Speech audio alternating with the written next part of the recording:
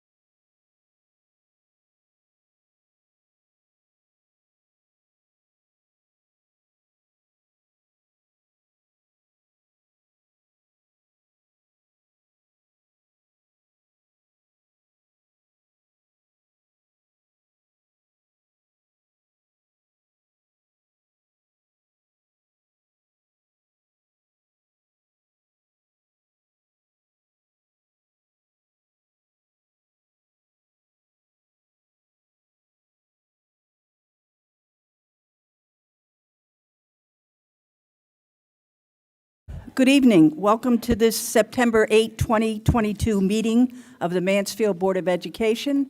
My name is Kathy Ward, the chair, and I would like to call the meeting to order at 7:02. Dave, can you hear us? Dave and Edith, I recommend you go on mute. All right, Jill, would you call the roll, please? Certainly. Susanna Everett. Here. Martha Kelly. Here. Edith Allison. Edith is here. David Latrico is here. April Morin. Here. Catherine Paulus. Here. Jeanette Picard. Here. Kelly Zimmerman. Here. Great, thank you, Jill. Now for the approval of minutes for the June 9th, 2022 regular meeting. Do I have a motion to approve the minutes? Thank you, April. Do I have a second? I'll second. Thank you, Susanna. Are there any objections to approving these minutes? Any corrections? All right, those are approved. Thank you. Now, approval of minutes of August 25th, 2022. Special meeting. Do I have a motion? Thank you, Jeanette. Do I have a second? Thank you very much. Are there any objections, any corrections, any objections to approving these minutes? All right. That brings us to public comment. Is there anyone who would like to approach the board?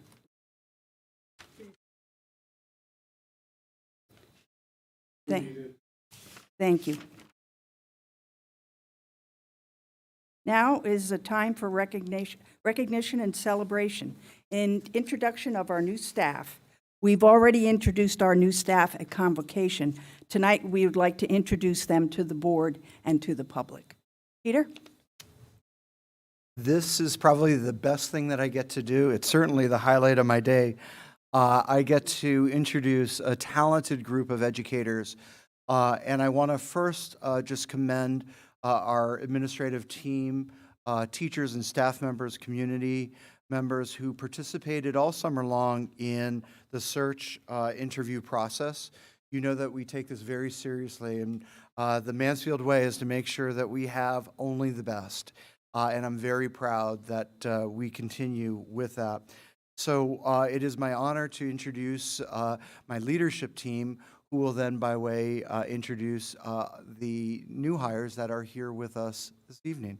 I'm going to start with Mansfield Elementary School leaders, Principal Rodriguez.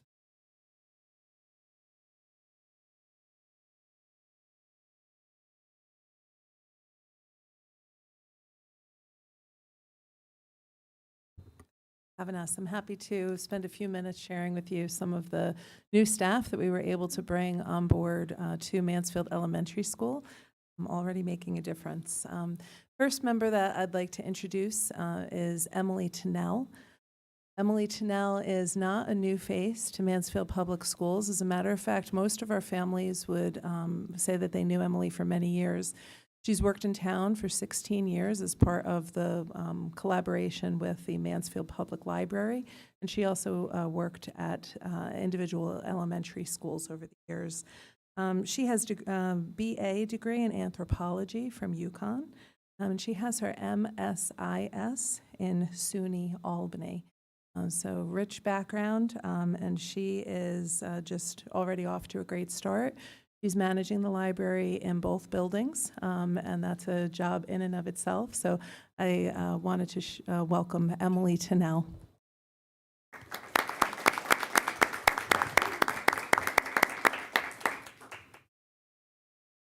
Hi. I'm happy to be here. I think this is a great continuation of the work that I've been doing for the past, 16 years or so. And one thing that I see over and over again at the library is that libraries build community. And I think moving into the school is an excellent way for all of us to continue to get kids into libraries and continue to build a strong community. So that's my big objective in this work. So. Great. Well, welcome. Thank you.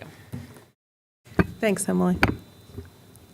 Next, I have the pleasure of introducing our first grade teacher, Anthea Groton. Anthea has spent a number of years working for Tolland Public Schools, as a matter of fact, 20 years.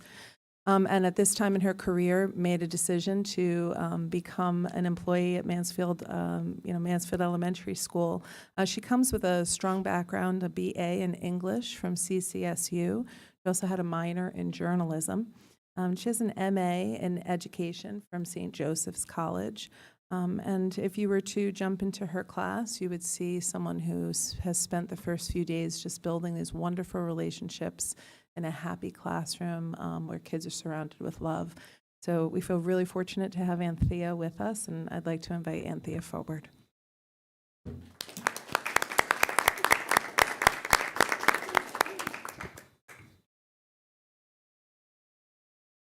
Lauren, absolutely. From day one, it has just been such a supportive, warm, incredible place. I keep thinking that I'm going to wake up and it's all just kind of, a dream. Everyone has just been amazing. And what really has struck me is you're all going through so much as a district. We're all going through so much as a district, I should say. And the way you would never know it. As someone who is brand new, you would never know the stresses and the eggs that I know people are feeling because I've done it myself. So it's just a really incredible place to be, and I'm so excited to learn and grow here. Thank you. Well, we're thrilled too, Anthea. Oh, Thank you for joining us. Thank you. I also have the pleasure of introducing our new special education teacher, Kelsey Kaplan. Kelsey spent 4 years in Chicopee, Massachusetts, working with students in special education from grades 3 through 5. She decided to make a wonderful jump across state lines, so I feel really fortunate that Kelsey joined us. She has a bachelor's degree in music therapy from Berklee College of Music, and a master's in arts of teaching from Elms College. One of her recent claims to fame is her with a guitar singing. On our opening day, he brought the entire room to tears and raw emotion because of her beautiful rendition of the song that Rise Up. She, risk taker and someone who we just feel so fortunate to have. So I'd like to invite Kelsey forward.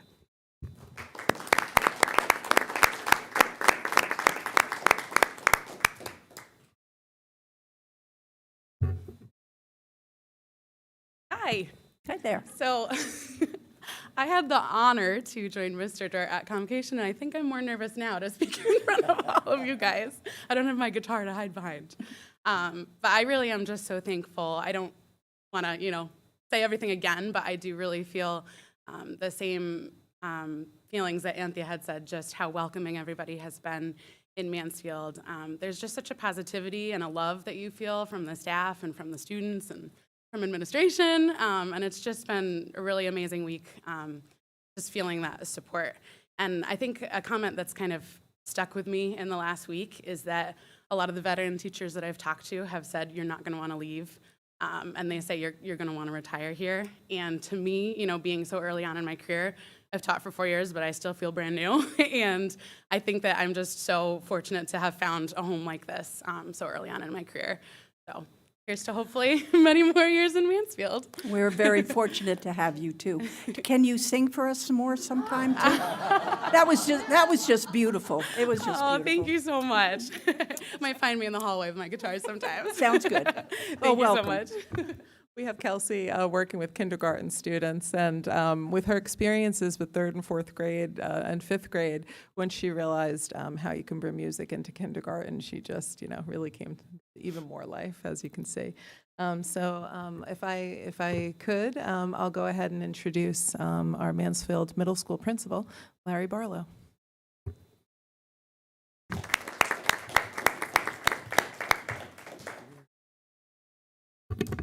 Good evening, everyone. Good evening. So I'm excited and honored to introduce Mary Kate Morse, who is our new 7th and 8th grade special education teacher. So she joins our Mansfield Middle School family. She currently resides in Woodstock. She has a BA in social work and counseling from Franklin Pierce University and a master's in special education from Endicott College. Mary Kate has worked as a special education teacher for the past 10 years, and most recently at Melmark, New England, which is a private nonprofit school in Andover, Mass. She served as a lead teacher in that role. Mary Kate embodies our core beliefs, and I've observed this firsthand these first couple days of school. Her commitment to forging genuine and caring relationships with our students while supporting the various needs of our students she serves, and with the end goal of providing deep and impactful learning opportunities to all. Mary Kate has immediately made a positive impact on our students and the staff that she supports and collaborates with. So I am proud and honored to introduce Mary Kate Morris.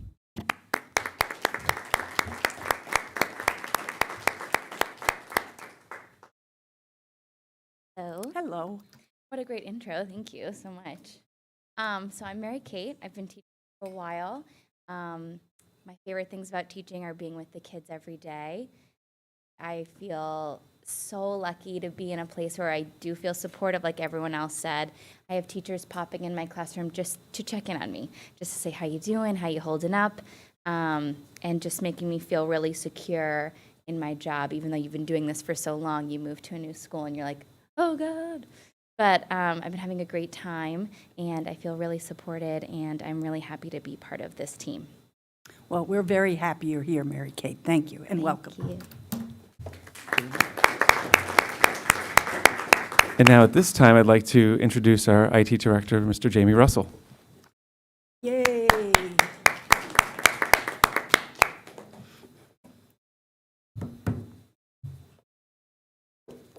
Good evening. I am so pleased tonight to introduce this next individual. Hope Mahalan is our new technology integration specialist. She's serving both Mansfield Elementary School and Mansfield Middle School. Hope has a master's degree in elementary ed from Eastern, and also a master's degree in higher ed administration from UConn, and also a certificate in computer programming from MCC. Her undergrad work was at Wellesley. Hope comes to us from a similar position with the Manchester Public Schools, where she was the technology integration specialist at Bennett Academy.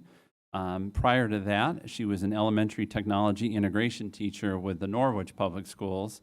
And interestingly, prior to that, she was a classroom teacher with the Mansfield Public Schools in grade 5. So exciting to have her back. And that's why she's a familiar face, potentially, to some of you. Hope lives locally. She's a resident here in Wyndham. And just our whole team has just been really impressed that even though Hope only started a month ago, we're just amazed that there are a lot of people on staff who, frankly, know her better than some of us. So she's just been in and out of classrooms in both buildings and just already is making a huge impact. So I'm very happy to welcome Hope up to the table.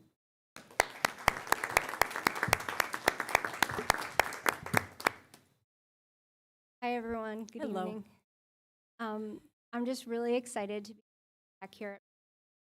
I'm really just thrilled at the board and administration has for this position.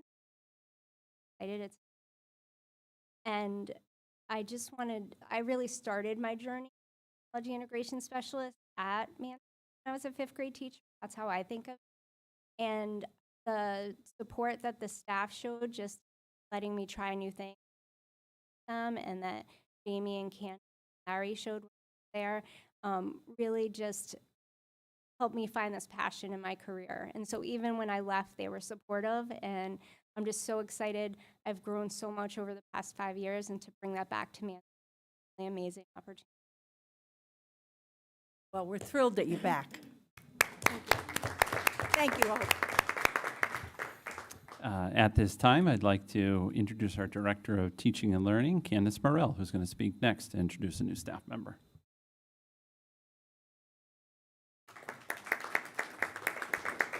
So, good evening. I'd first like to say I am just thrilled about all the hires we have this year. Some of our hires, including Mary Kate, we began last April. And it's been really impressive to see the work that they're engaged with in the schools around the community. I am delighted tonight to introduce Mr. Michael Dico. Mike, as you might all remember, was with us in Mansfield for a while. He's a graduate of UConn's IBM program. He also possesses a degree from the University of Vermont, where he was a part of the Vermont Mathematics Initiative, which is a intensive mathematics program, year and a half long program. He also possesses his administrative certificate from Sacred Heart University. Mike left us for a few years and went to work in South Windsor Public Schools, where he served as an interventionist in mathematics and an instructional coach. We are so pleased that he had that opportunity to do that, because he honed his skills in that area and has come back to us with a depth and breadth of understanding about intervention programming as well as instructional coaching. And typical to Mike DiCicco, came back, jumped right in, had a list of things, and has hit the ground running. And we are just delighted to have him back. Special place in my heart. We taught together on the 6th grade team when he first started teaching, so there's a long history there. But we're just thrilled. So I'd love to invite Mike up to the table right now.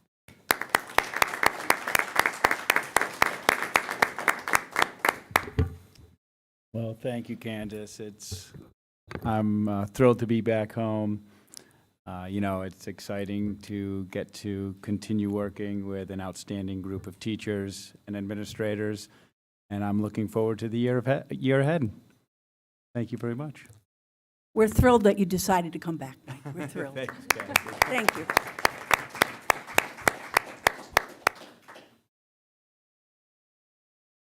So I just wanted to, again, commend not only our new hires who are hitting the ground running, already engaging staff and students. You heard how quickly they've jumped into the work, but they went through quite a process to get here, which included performance tasks that were aligned to our district development plan. We highlighted our core beliefs and our 3 key drivers throughout their interviews. And so, indeed, they are home here in Mansfield, and we're pleased to have them and hope that they stay for their careers. So thank you once again, and thank you to my colleagues for that great introduction. Thank you, everyone. You're more than welcome to stay for the rest of the business. It is very exciting, but go home, we certainly understand. And welcome again to all of our new staff. Really very lucky that. Thank you. All right, Jill, do we have any communication? We do, Kathy. The board received a letter from Suzanne Gormley. It is at each of your places. It was received on September 6th after the agenda was posted. Introducing it tonight. Okay, thank you very much. You're welcome. Additions to present agenda. I do have one, unless someone. I did go through and tried to align our agenda with town council. And I eliminated one of the public comment sections, and a few of our members have pointed out to me some really valid reasons why we should put a second public comment back in. So I would like to add it in tonight to new business, and then from here on out, put it somewhere. Thank you very much.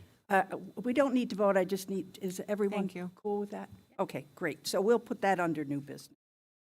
Thank you very much. The next committee reports. Finance Committee met, and if I make any mistakes here, would you just hit me with something or whatever? Good. Finance Committee met earlier today. We reviewed the June 30, 2022 year-end financials, the year-end 2022 budget transfers, and we postponed discussing the Hadavin Fund. From the financial statement dated June 30, 2022, our fund revenues, the ECS Educational Cost Sharing Grant, we received $9.4 million, which is just under $2,000 less than we anticipated. There were no expenditure concerns with the Board of Ed. The Special Ed Reserve account ended the year with a balance of just over $700,000, which reflects an increase of $107,000. Our cafeteria fund went from $40,000 in July 2021 to $330,000 as of June of this year. The reason for that, the best I could understand, is Stephanie applied for a lot of grants. We received grant money from the state, so we have a lot of money coming in there. And that's the reason that's where it is. The Connecticut State Department of Ed notified all districts that the federally funded free breakfast and lunch program has ended. The department has provided $201,000 to Mansfield to support the service of free meals for the beginning of this school year. The available funds in the fund balance will provide more support to students as the free meals program ends. We had an 18.7% increase in our health insurance claims. We still have over $4.5 million, so we're well over the amount needed to be fully funded. And as always, you can view the student activity balances in your packet. On the year-end budget transfers, we've had several additional appropriations, such as an increase in special education, transportation, and tuition costs. Overall, key budget categories experienced significant savings. There are too many for me to list, but you can see all of these in your packet. As we realize these significant savings, it's the recommendation of the committee to approve a transfer of $50,000 to the cafeteria fund and $270,000 to capital projects, specifically MMS renovations, for a total of $320,000. Following these transfers, the district will finish the year $3,000 under budget. So the Finance Committee, as I said, recommends that we approve the year-end budget transfers and the year-end financials dated June 30 via the consent agenda. Great. Everybody get all that? Did I? Yeah, sure. You awake? Information, presentations, and actions. Superintendent report. Good evening, everyone, and it is great to be here and great to start a meeting with so much positive energy. I appreciate that. You know that we are a district that is solidly based on 6 core beliefs and 3 key drivers. And each and every time I have an opportunity to talk to our leaders, our staff members, our teachers, our students and families, again and again, I'm reminded how important it is that we continue to know our students, that we support the whole child, and that we ultimately ensure deep learning. And that is just absolutely key and so evident even on the second day of school with kids. And so to my colleagues at our buildings, Lauren and Larry, I'm so proud of you, and please share with your staff members just how extraordinary it is to be able to focus on the kids. So thank you.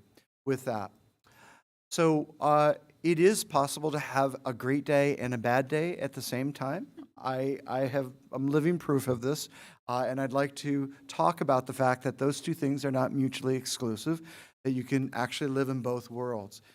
So the opening of schools was just an amazing event. I am overwhelmed at the response that has been coming in from our convocation. Our Teacher of the Year and Para Educator of the Year were just amazing. We hit it off by inviting the right key speaker from Ed Leader 21, Battelle for Kids, who really took our notion of hope and really brought it to a new level in such an eloquent, teacher-friendly way. It changed the way we thought about convocation and working with kids. So kudos to everyone a part of that. It was truly an honor for me to be there and be a part of it. The professional learning that Larry and Lauren and so many others led before our students arrived after Labor Day weekend was just amazing, and continued to show that coherence of our 6 core beliefs and key drivers.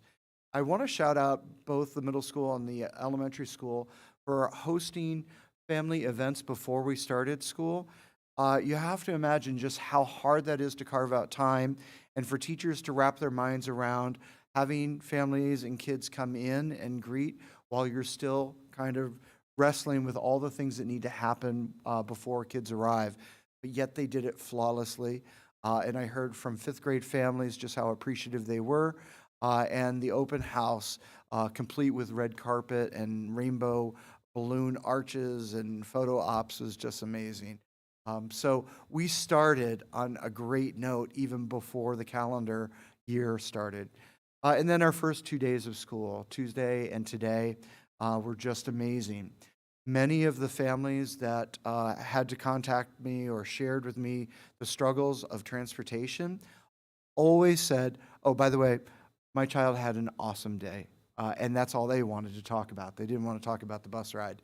And I could understand that. I don't want to talk about the bus ride, but I do know that's on your mind, and I will get to that. But it is important to know that we're not defined by buses. It is a reality. Our core business is deep learning and working with kids. We're not trained in driving buses and routing, but we have learned a lot. And if I can shout out Jamie Russell and Candice Morrell for spending incredible hours helping me work through this problem. It has not ended, and I want to take the board through kind of a bigger picture so that you are aware of how and why we are where we are with bus transportation. So first, it begins with our relationship with M&J Bus Company. You know they've been a trusted provider for many years. We have been very pleased and fortunate. In fact, the test of bus companies was during the pandemic, and we sailed through that flawlessly. So there was no worry or need. And when I met with M&J officials, with the former superintendent, Kelly Lyman, in the springtime, we had multiple conversations about preparing for the summer and the opening of school. We knew that we were going to have 2 locations for our elementary program, and we wanted to make sure that we were ready. And so we met with M&J and the dispatch manager, the local dispatch manager, Susan Lucier, who presented all the route information to the superintendent, and also had said that they had worked through the routing of the new elementary school. So there was a high degree of confidence that we were in good shape. However, we know to monitor, right, and to check in. So July 1, I started to reach out, and we scheduled a meeting the first week of August to connect and meet the new manager. And again, we had conversations. There was a high degree of confidence, and we agreed that they would do the final share of data so we could share with our families by August 19th. August 19th arrived. We had not received that data, and we had to make several calls. It came in the afternoon that Friday. We posted it, and within probably 5 minutes, our phones started to ring, and we had to pull those lists off. And as we started to look deeply at them, we realized that they were not the routes that had been discussed, but they were routes that contained families and students that no longer lived in Mansfield. There were students on the list that were listed for the elementary but should have been at the middle school. And there were families that had been longtime riders and students who were nowhere to be found. So looking at it, we all knew that this is an old data file. So we contacted M&J, sent them the correct files. And I have to say to the board, and I hope you know this to be true, we know data. We live in that world. We are accountable for budgetary items, attendance, achievement. And so within a very short period of time, we can generate pretty sophisticated reports and analyze the data that we're looking at.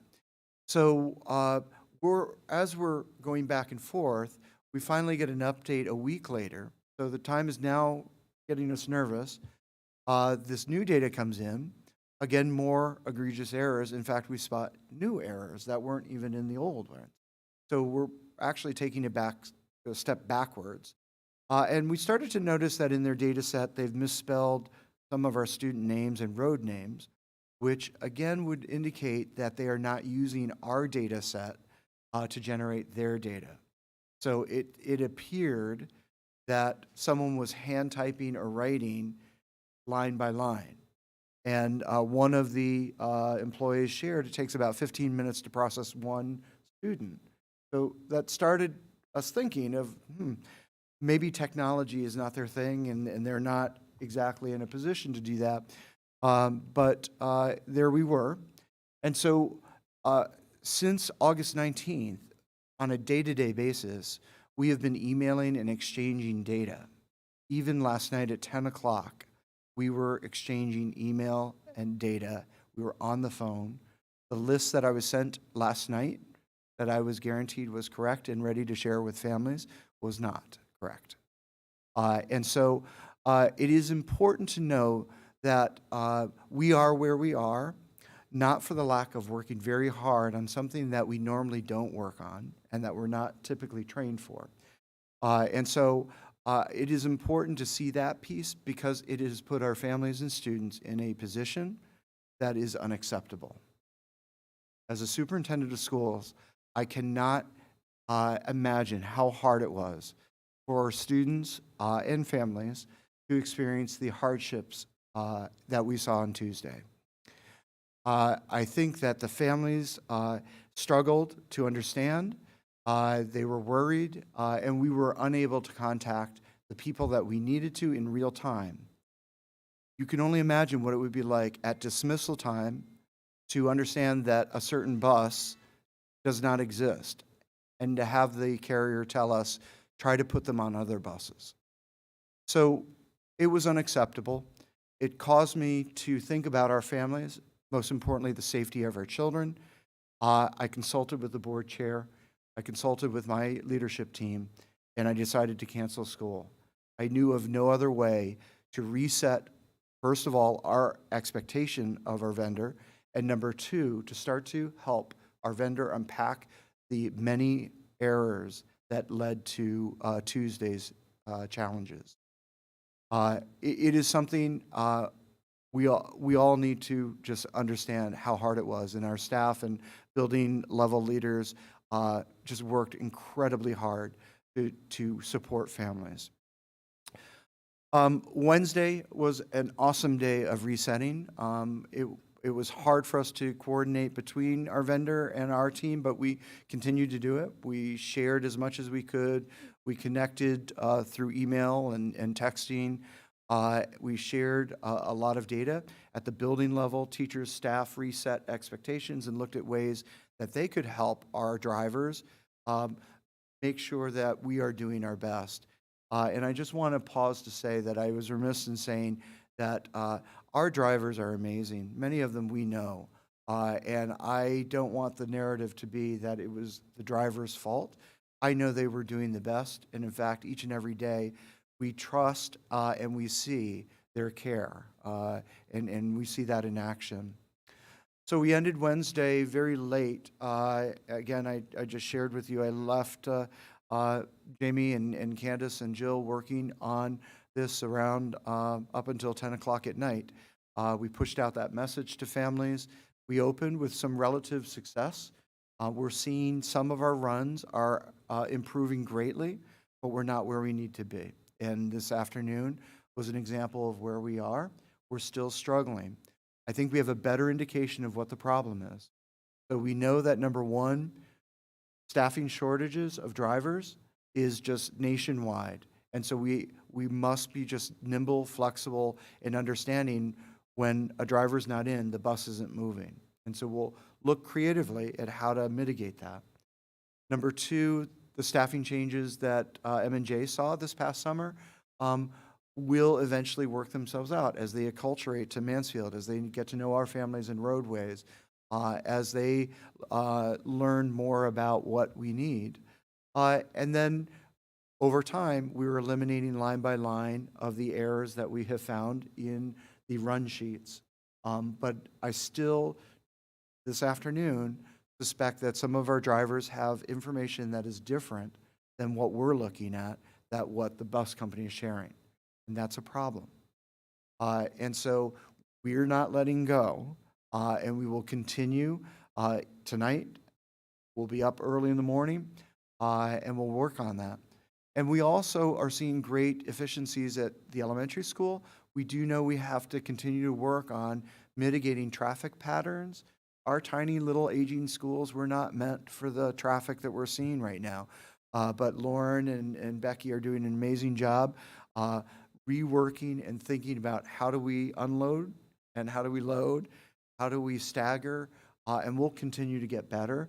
We saw great progress today with that, and I know that each day we will see that marked improvement. So that's where we are now, but just know that it is something we'll continue to monitor. I'm going to pause there because I imagine the board might have some questions. I have Do you want me to call on? I have a few. One is regarding the contract. I know that last year we had renewed our contract with M&J for an extension. Can you just speak to what we actually did? Because I don't remember. Yes. So I immediately went to the contract. I wanted to know our rights and some of the language that we're using. We are in year 2 of a 5-year contract. The contract was awarded during the pandemic and was able to be awarded without bid.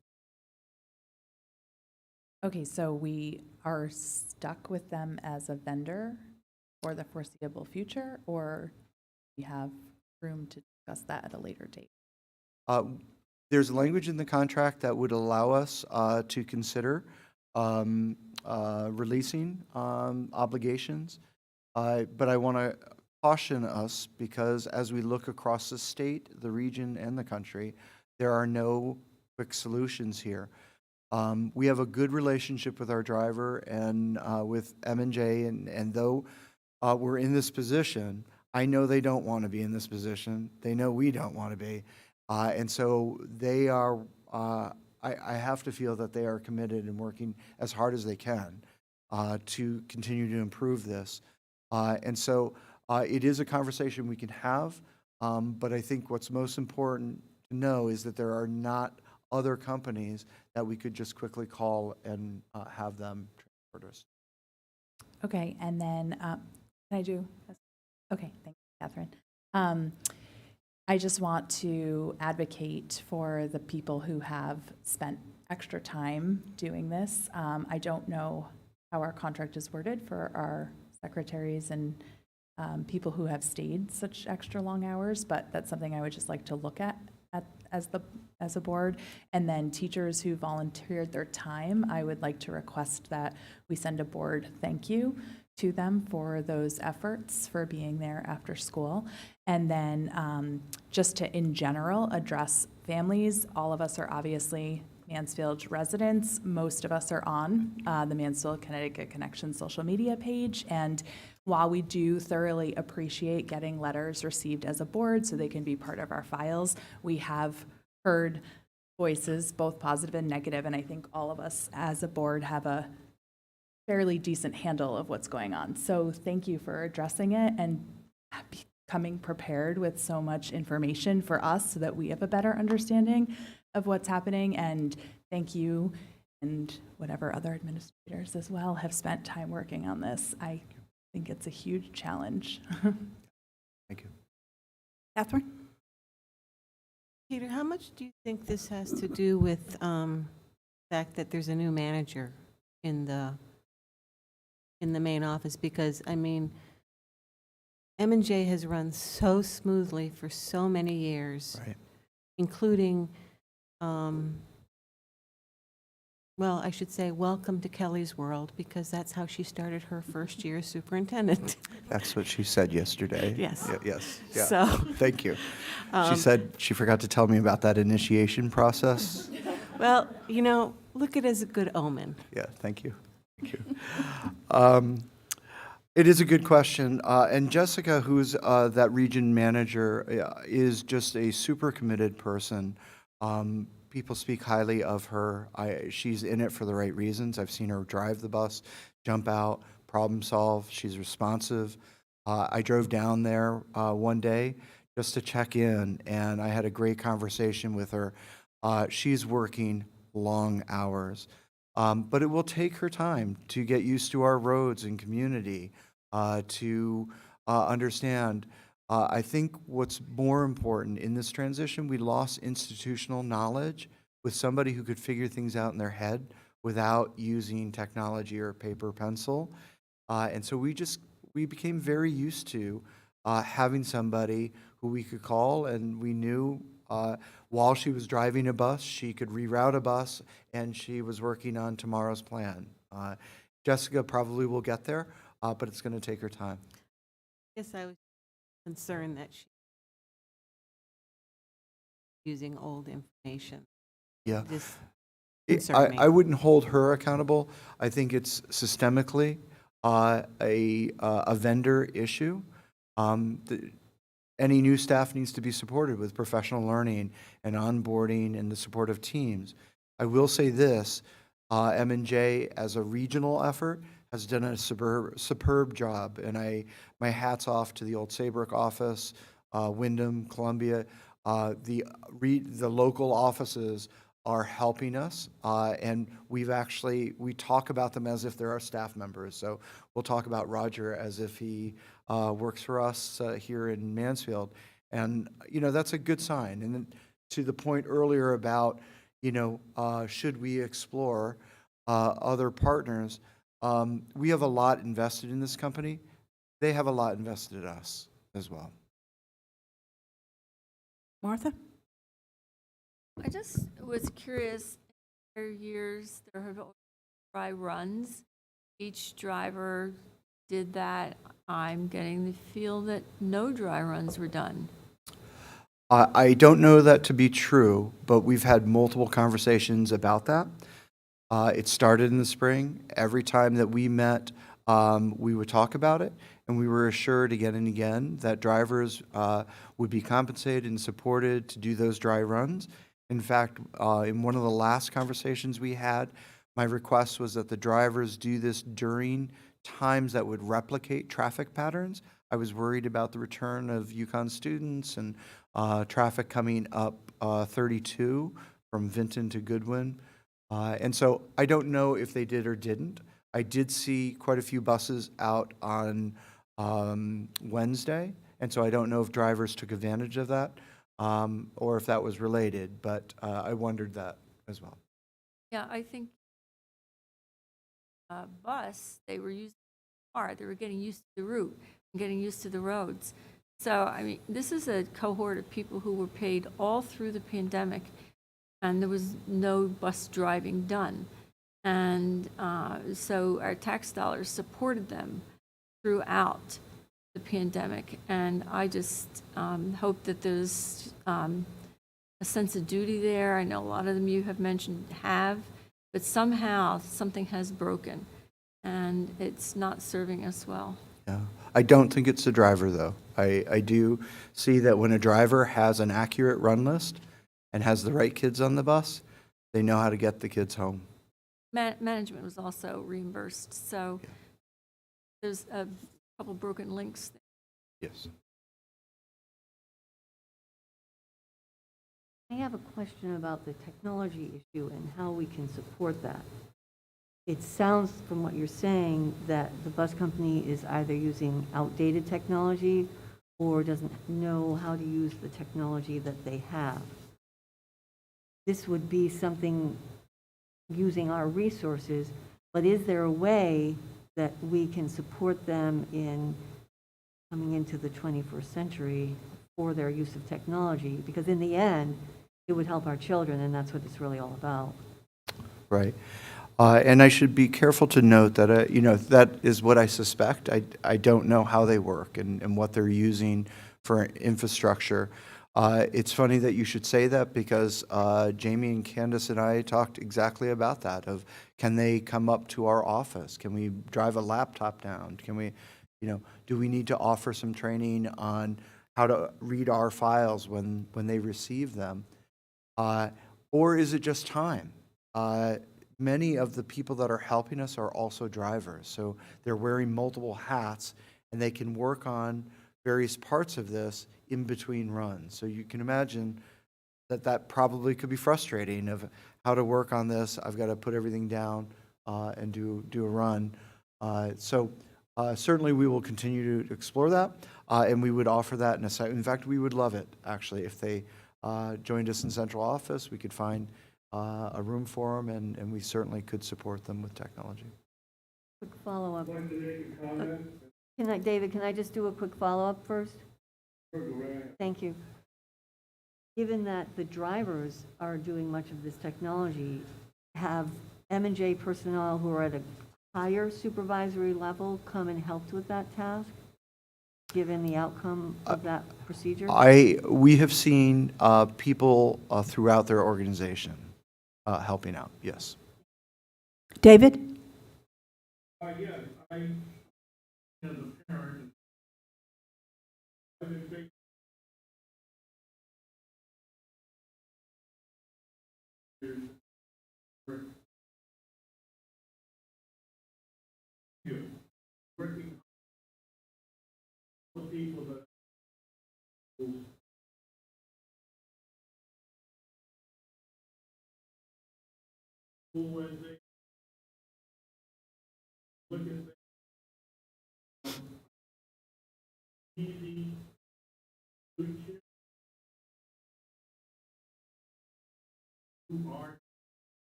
Thank you.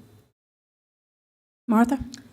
So is there a timeline, dead end, or so to speak? Yesterday?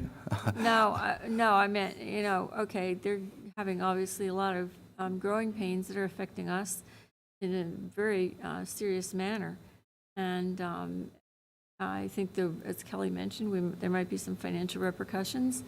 But putting that aside, when are the trains going to run on time, so to speak?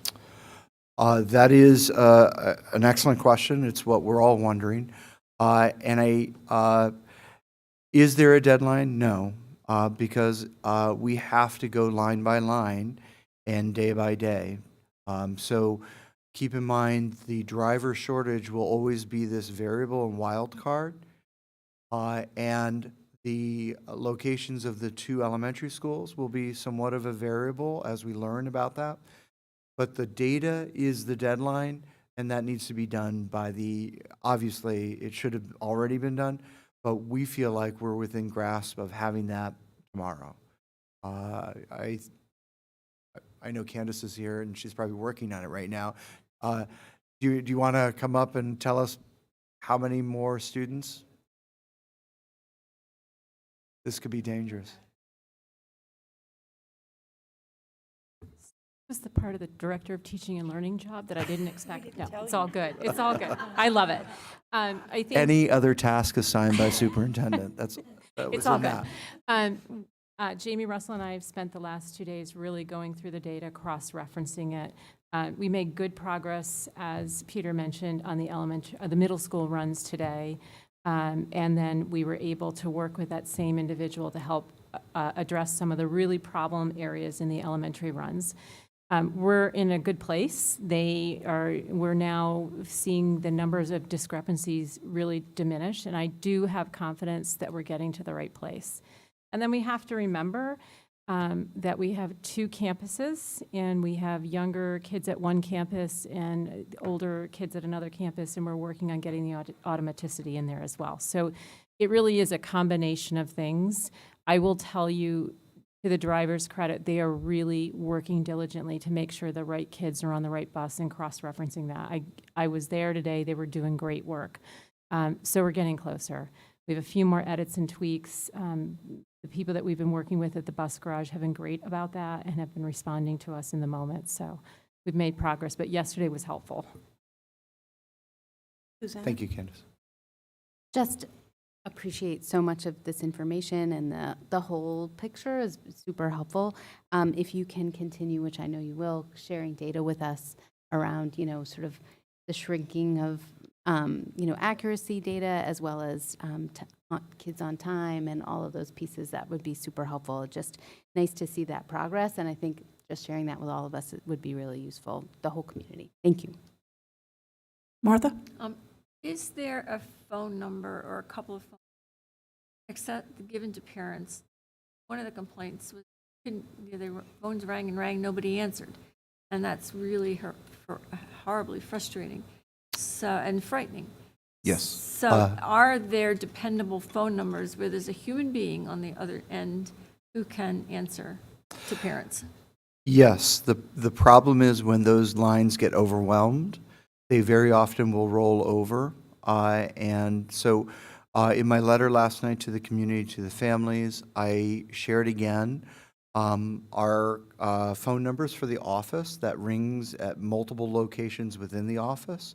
It rolls over to voice message. And I encourage people to leave a voice message because our administrators and office staff have the ability to listen to those messages through their email. So very often the way we're working, we're in front of a computer, we're answering phones, we're looking at email. So I really encourage families to use our school numbers. We've also published the M&J numbers. However, that's probably where there's a lot of frustration. They too get overwhelmed. I know that there's a second person that's helping with the calls and communication piece of it. But again, when you're calling is probably when everyone else is calling. And so we're encouraging email so that we can monitor that. That helps us also track time stamps and then gives us a way to go back to that message. Thank you. I just don't want any. Thank you. Agreed, and I should say that I sent a message out to our offices and staff making sure that we are available. We do not go home until the last child is delivered, and that has been true. And I saw a tremendous community stand by, waiting and ready. And to the point of today, I know our principals were driving kids home. And they did that because they knew the families needed that support and that we couldn't wait for the buses to come back around. So communication is key. Thank you. Kelly? So I have to ask the dreaded next question. I feel like what happened has been explained, and I understand the route going forward. But when we do consolidate into one school, will we expect bus route issues with that move again? And is there anything we can do to mitigate that before that happens? Part of it we'll have to see because we don't know, but it will be a far simpler journey. The complexity of having pre-K through grade 1 students and that bus go from 2 locations to then pick up the 2nd, 3rd, and 4th graders, we see some of our buses doing what just doesn't make sense, and that is going across town to come back to deliver. And so we will continue to look at that as well. Nothing's in stone. We will be creative and work with, again, our vendor. We're open to suggestions. Even this idea of staggering times. If it means that we can reliably move students and follow a predictable schedule, I think that's a win for all of us. Any other questions, comments? Thanks.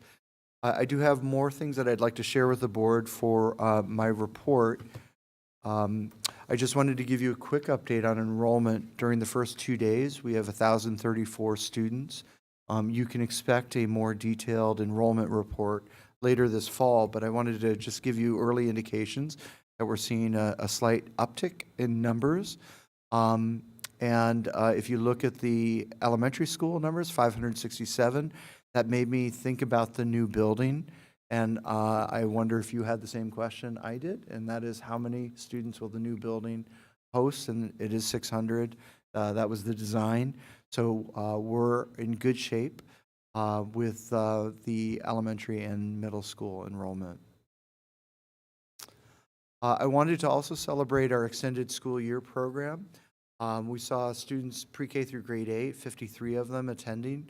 Of course, this program is focused on supporting goals, We've expanded this to include projects, themes, and physical education. In fact, you see one of those pictures of a student drawing a shark, and the kids had a chance to visit the Science Center. We paired this with summer camp for those families that wanted to attend. We provided door-to-door transportation. Breakfast, lunch was part of it. I was super proud to see that program this summer. It is always an opportunity to bring in staff, grow our teacher leaders, and also provide professional learning. It's a real job-embedded kind of model where we're showing people different types of materials, techniques, and giving them a chance to work with small groups on that. So Dr. Patwa, thank you very much for leading that program. And then we also saw at our middle school Achievement Challenge Camp, and I had a chance to visit this several times. I knew that they were serving food, but I somehow missed every time that they were actually ready. But this is just an amazing program. It was for incoming 6th, 7th, and 8th grade students focusing on English language art needs or math needs. But they also blended this idea of projects. And so in one session, they were cooking and creating cookbooks. Another one, they're building Adirondack chairs and cornhole game boxes. And it was just a wonderful opportunity to see not only a sense of community, but the academic instruction just completely impressed me. This was a rigorous program. I sat in on a ELA class that was debating whether a book was a dystopian novel or not, and I was just blown away. It didn't feel like a summer program to me. It felt like a book club. So kudos to both schools for leading great programs and engaging kids. And then finally, I wanted to circle back. I recall the board being attentive at thinking about recycling, reusing, donating, as we were seeing Southeast starting to close and preparing for the demolition. We were also thinking about just across the board, our schools. And I just wanted to give you a quick update that before the demolition of Southeast, we were able to salvage some cabinet millwork for Habitat for Humanity. I know a local artisan grabbed some doors in wood. We made sure that kitchen equipment, playground equipment was either repurposed, reused. I believe some of the kitchen equipment was sold. Playground equipment was donated to, I believe, Mount Hope Montessori. I'm glad Jen is here because the next bullet is all her, and I want to give a huge shout out to Jen Zugarazzo. She really did an amazing job leading an effort to make sure that our materials that we were not going to save or use fall into the hands of local families and agencies and programs. So kudos to you, and I know that just fed right into your Denmark trip that I'm going to invite you at some point to share her work with another colleague on zero waste.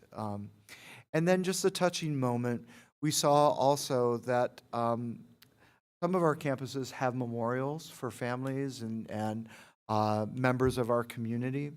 And I just want to share that the administrators took a lot of time working with individual families and thinking about how to honor these things and recognize them, and if appropriate or able, to find a way to either find a new home or a new purpose. And I just know from the Goodwin context that we had a beautiful sundial in honor of Becca Baxter that made it to a gorgeous home. And Becca's mom promised me that there would be a lot of kids playing around that.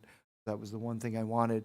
And I think, Lauren, we also had a tree actually getting dug up by an arborist, and fairly large tree that was planted in memorial of a family member. And the dad and sons wanted this tree, and they hired experts to come take it away. So I just want the board to know that we heard that loud and clear, and that Lauren and her team did an amazing job making sure that all those things could find a home. So thank you. Thank you, Peter. I would just like to say thank you to administrators and secretarial staff and Jamie, for all, I witnessed firsthand how you're trying to address our transportation issues, and it's greatly appreciated. But it's also wonderful to see this and remind ourselves that this is really what it's about. So this was excellent. Thank you. Thank you, Jen. All right, that moves us on to proposed amendments to the 2022-23 school calendar. Just to preface this, we're going to be proposing some changes that I think will impact parents, and I know our custom is to present it one night and vote on it the next, but I think I would like to get this to parents ASAP, if everybody's in agreement. If you're not, we don't have to do that, but that's just my reasoning. So I'll let Peter go through the proposed amendments, and then we can talk about it.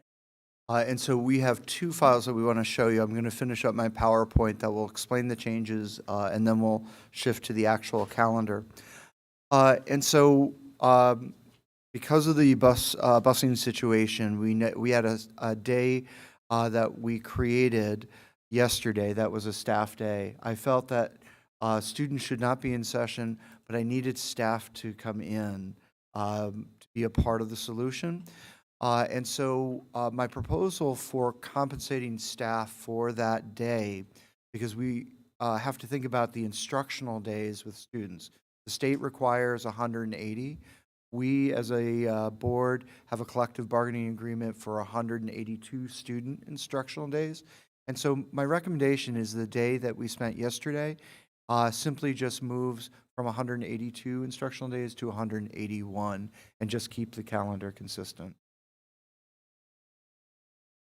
Just for this year, Just for this year. temporary. Absolutely. Thank you.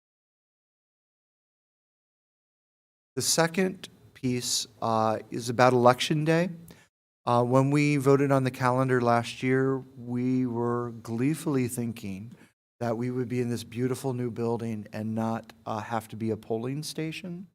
However, we're still at Vinton, and we have the challenge of Election Day and the need to use Vinton as a polling station. And so the board has had many conversations. You've listened to staff, you've listened to the community, and we've tried various things over the years. And I think the best way for us to handle this, because of Vinton being used, is to use this as a professional development day and take that day from March 17th. And so again, the impact of the calendar would simply be that students wouldn't be in session on Election Day, November 8th.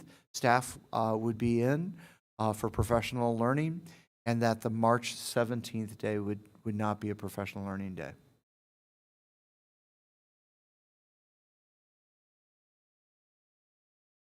The second item that I would like the board to consider has to do with family parent conferences. There is an obligation based on state law that districts are obligated to provide 2 conferences a year. Over the years, we've provided 1. And I know just from talking from so many families and teachers that they love that conference, but they also recognize that it feels like there needs to be another one later in the year, because very often you want to hear, and then what happened, right? You know, so here are our goals and our hopes and dreams. How do we land that? I think if we build in a second family parent conference, this will pair nicely with the board's development plan, district development plan, as we lift student-led conferences. That really works best actually in the spring and not in the fall, right? Because students would set goals in the fall, and then in the spring during a family conference would be able to lead a conversation of, this is what I've worked on, this is what I understand and what I've learned. So I think we need to provide it. I think we need to be flexible as we continue to develop student-led conferences. We have to think about how to offer that to families, knowing that we've learned a lot with in-person and remote and being flexible. And so to the board, I'm requesting that you consider early dismissal days, 3 early dismissal days in a row in March, the 15th, 16th, and 17th. And 3, by the way, I think is appropriate because it takes a lot of preparation to organize for conferences, let alone student-led conferences, and they tend to go a little longer. And so I think 3 days is an appropriate compensation and recognition of that work. And the last proposal is really no change in the calendar, but I do want to put this out there. We're a district that leads with equity, and Juneteenth is not on our calendar. I think we're remiss by not having that conversation before state law forces us to have the conversation. So because it's so late in the year, snow days may make this a day or not a day. Regardless, I feel like we should celebrate it, and it should be like Veterans Day. State law will give us that flexibility that students can be in session, and that we connect with other agencies like the Mansfield Human Rights Commission and Core Mansfield and others to lift and celebrate Juneteenth, and really think of how can schools be a player in that. But I think that we just need to have that conversation to recognize that, one, we're a little ahead of the curve, but we know that state law will require us to think through collective bargaining, because once it becomes a state law, there will be other bargaining groups that work 12 months that will have to think about Juneteenth. So nothing to change, but I did want to just put that on the radar and give some early thinking about that. Martha? If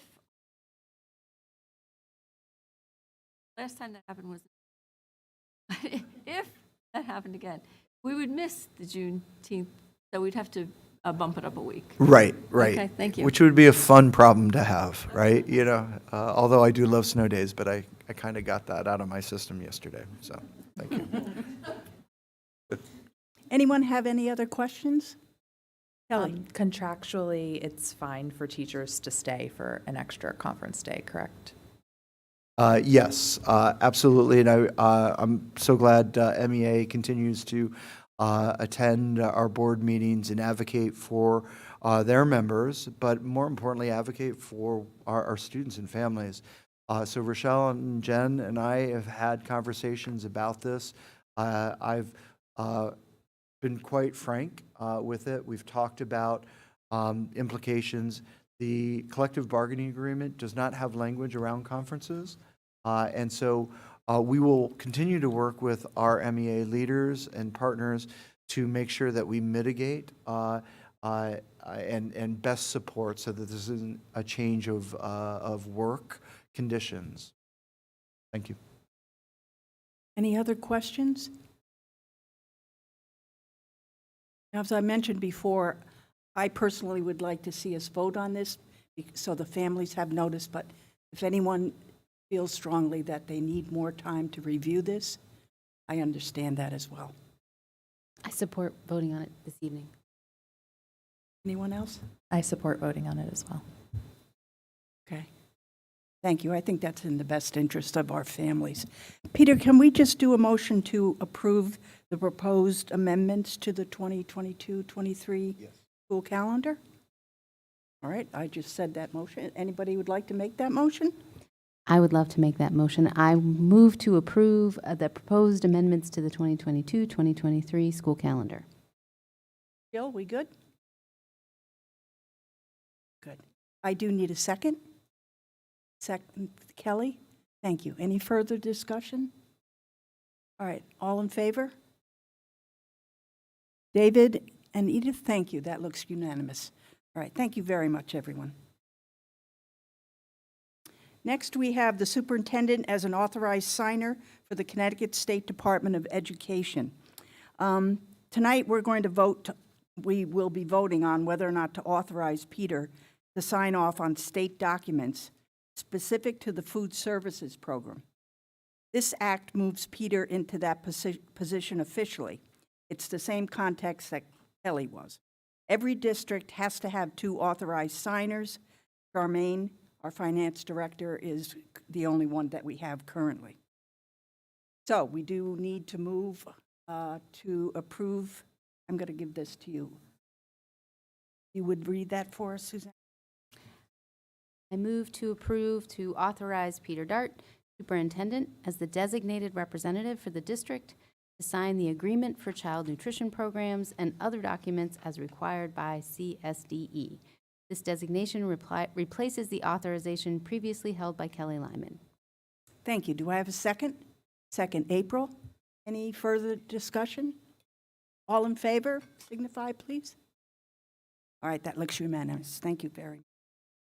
All right, the Board of Education recognizes the retirements, resignations, and staff lost due to reduction in force of those individuals listed on your agenda.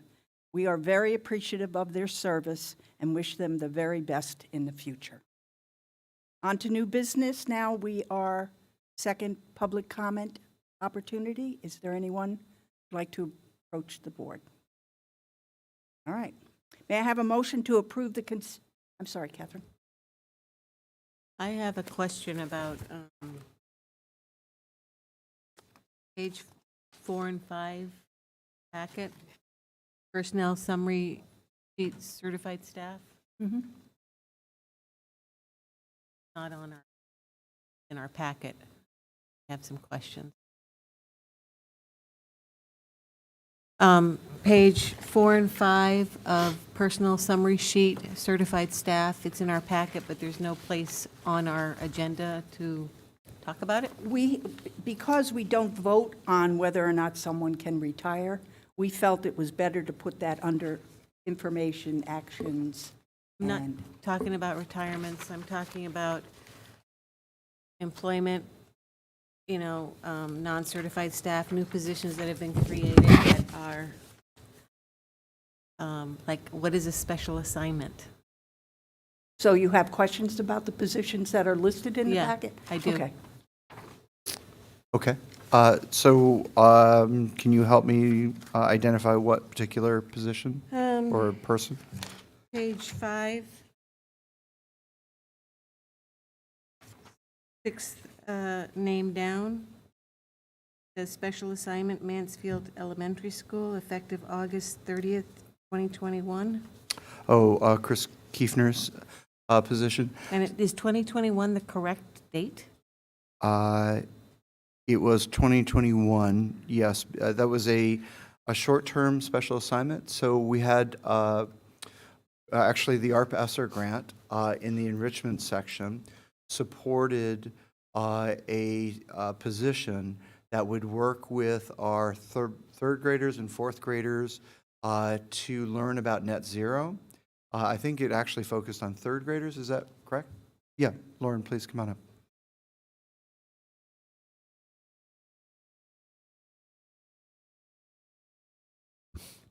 Yeah, thank you. Chris Kiefner has been working last year. He spent enormous amount of time working with our STEM teachers and enrichment teachers, directly working hands-on with students in third grade so that they would be able to become leaders of our net zero work for building tours and understanding the design features that took place that were throughout the building. And Chris, had bi-weekly meetings and ran classes with the STEM teachers. That was part of his job. The other part of his job, he has organized tours monthly where he's taken in a series of different experts in different realms of the design process so that they could lead tours to share with us their unique features. As a matter of fact, Richard is here. He did one of the tours for architecture. It just was a mix of different experts. So that answers the question. How long will this position be here? Peter? So we have grant funding for his position for this year as well. So Chris will continue that work with now our current fourth graders. And the hope is that they will be our docents and leaders when the new building opens. Helping our dignitaries during a ribbon cutting ceremony and when community members come into the building. So Chris is just an amazing person. He's an educator. He also serves on the building committee. and he's been a wealth of knowledge to help us better understand what net zero means and how we will use that building as a teaching tool. Thank you. How come we have so many resignations? As I look at the resignations, I don't know each individual person, but I will, I'm just looking down. I know that many of them had other opportunities, and as we started to share the consolidation, I know in the Goodwin context, our library para, while we had a position for her, it was not something that she was really interested in. She had another offer. And so you know that this job market allows people to shop around, and we have talented people. But I know that especially in our non-certified world, we see that we each year see some turnover in that area. So there was no position for Kendra Wallace? That other para library specialist didn't? She's the last person on. Oh, the- Kendra. So Kendra was a library specialist, and so no, when we were consolidating, and Kendra knew this for several years, she supported actually the Goodwin program, and in the design, Lauren wanted to make sure that we had a certified librarian, and Kendra did not have those qualifications. Okay, thank you.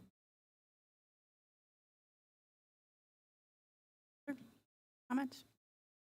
All right, that moves us on to a motion to approve the consent agenda. Do I have a motion? Thank you, April. Second? Thank you, Susanna. All in favor? That looks unanimous. Thank you very much.